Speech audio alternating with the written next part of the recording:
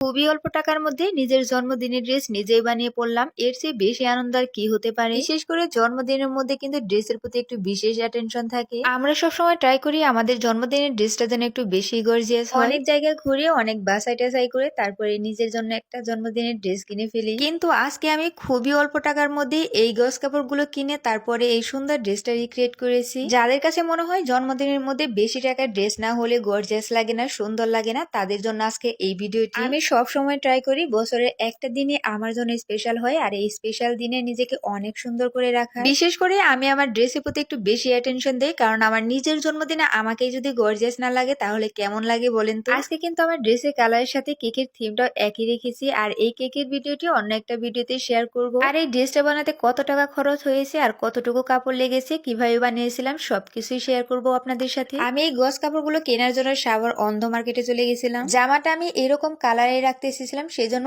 অনেক দোকান খোঁজাখুঁজির পর শেষ মুহূর্তে এই দোকানে এসে পেয়েছি। এই নেট ফেব্রিকের কাপড়টা নিয়েছি 36 গজের মতো। ইনারের জন্য আমি এই কাপড়টা নিয়েছি 6 গজের মতো। বডি পার্টের জন্য যে কাজ করা কাপড় খুঁজছিলাম সেটা এই দোকানে পাচ্ছিলাম না। গজ কাপড় কেনা শেষ হয়ে গেলে আমরা চলে গেছিলাম লেস কেনার জন্য। বডি পার্টের নিচের দিকে এবং হাতার মধ্যে আমি একটু পাইপের লেস লাগাতে চেয়েছিলাম। আমি তো এখানে এসে এক এক করে সবগুলো লেসই খুঁজে খুঁজে দেখছিলাম। এই দোকান থেকে মোট আমি 2 গজের মতো পাইপ লেস নিয়েছি। জামাটা বানানোর জন্য কাপড় সহ লেস লাগানোর সবকিছু কেনা শেষ হয়ে গেছে। বডি পার্টের মধ্যে কাজ করার জন্য এই কাপড়টা নিয়েছি আর এইখানে আছে 1 গজ 6 গিরার মতো। এখন শুধু জামাটা বানানো বাকি। আর এইটা ছিল আমার জন্মদিনের প্রায় 7 দিন আগে। এই ড্রেসটা বানিয়ে পরার পর যতটা আনন্দ পেয়েছি তার চেয়ে একটু কমই একটু ভয় ছিলাম, কারণ আমি এই জীবনে প্রথম এরকম কাপড় দিয়ে ড্রেস বানাতে যাচ্ছি। তার মধ্যে এই জামাটা হচ্ছে জন্মদিনের জন্য বানানো। আসলে যে কোনো জিনিসই ইচ্ছা শক্তির উপরে ডিপেন্ড করে। আর এই পাইপ লেসটা নিয়েছি আমি 45 টাকা করে গজ। নেট ফেব্রিকের যে আমি 36 গজ কাপড় নিয়েছি, এইখান থেকে আমি 10 গজের মতো কাপড় আলাদা করে কেটে নিচ্ছিলাম। তারপরে সেই কাপড়টা লম্বা করে ভাঁজ করে এইখান থেকে আমি প্রায় 40 গজের মতো লম্বা কেটে নিচ্ছি। আমি এরকম করে নেট ফেব্রিকের মধ্যে 2টা লেয়ার বানাবো। এই গজ কাপড়ের এই পাশ থেকে আমি সুই সুতা দিয়ে সেলাই করে নেব। আর এই সেলাই করা হচ্ছে কাঁথা যেভাবে সেলাই করো ওইরকম ভাবে সেলাই করতে হবে। তারপরে এক পাশের সুতা ধরে টান দিলে এইরকম সুন্দর কুচি কুচি হয়ে যাবে। আর এইগুলো বানানো কিন্তু খুবই সোজা, আমি একবার দেখে এইগুলো শিখিয়েছি। যারা যারা এরকম করে জামা বানাতে চান তারা ভিডিওটি শেয়ার করে প্রোফাইলে রেখে দিতে পারে, যখন যেভাবে ইচ্ছা দেখে দেখে বানিয়ে নিতে পারবেন। আর একই রকম করে আমি এখানে 2টা লেয়ার বানিয়ে নিয়েছি। এখন আমি সেই 2টা লেয়ার দুই পাশে ধরে সুন্দর করে সেলাই করে নেব।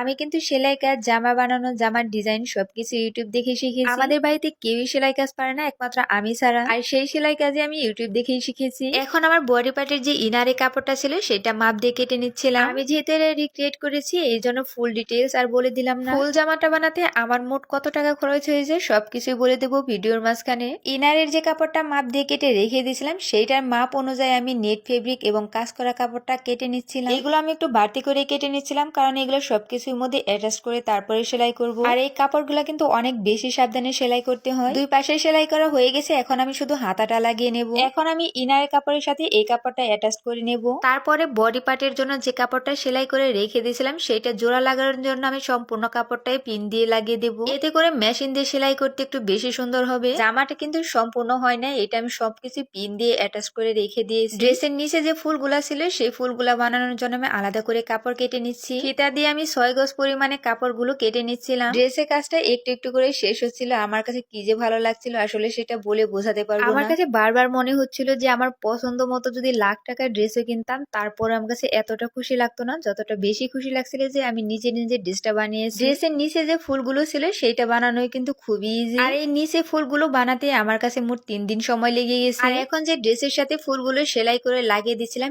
এটা ছিল জন্মদিনের দিন সকালবেলা। যদিও ড্রেসটা বানাতে এতদিন টাইম লাগতো না, আমি খুবই অলস একটু একটু করে কাজটা করছিলাম। এই ড্রেসটা বানানো যেরকমই হোক না কেন আমার কাছে কিন্তু খুবই ভালো লাগছে। এই ড্রেসটা, এই দিনের স্মৃতিগুলো আমার কাছে সারা জীবনই মনে থাকবে। একটা কথা কি পারবো না এমন কোনো কথাই নাই, মানুষ ইচ্ছা করলে সবকিছুই পারে, নিজের পরিশ্রমের উপর সবকিছুই ডিপেন্ড করে। কষ্ট করলে শেষে যে অনেক বেশি সফল হওয়া যায় এইটাই তাই প্রমাণ। আমি এই ড্রেসটা পরার পর আমাকে সবাই বলছিল ড্রেসটা বানানো অনেক বেশি সুন্দর হয়েছে। আমি এখানে নেট ফেব্রিকের কাপড় নিয়েছিলাম 60 টাকা করে গজ। বডি পার্টের জন্য উপরে যে 1 গজ 6 গিরা কাপড় নিয়েছি এটা আমার কাছ থেকে মোট 200 টাকা নিয়েছে, এবং ইনারের কাপড় আমার কাছ থেকে 90 টাকা করে গজ নিয়েছে। পরে খোঁজ নিয়ে দেখলাম যে এটা আমার কাছ থেকে একটু বেশি নিয়ে ফেলেছে। আপনারা কিন্তু অবশ্যই কমেন্ট করে জানাবেন এই ড্রেসটা বানানো কেমন হয়েছে, কারণ আমি অনেক কষ্ট করে ড্রেসটা বানিয়েছি। ড্রেসের সাথে এই কেকের থিমটাও আমি একই কালার রেখেছি। আমার জন্মদিনের মধ্যে আমি বেশিরভাগ ট্রাই করেছি নিজে নিজে সবকিছু বানানোর জন্য। যেরকম করে কেক এবং ড্রেসটা বানিয়ে সবাই আমার জন্য অনেক বেশি দোয়া করবেন। সবাই ভালো থাকবেন, সুস্থ থাকবেন। আল্লাহ হাফিজ।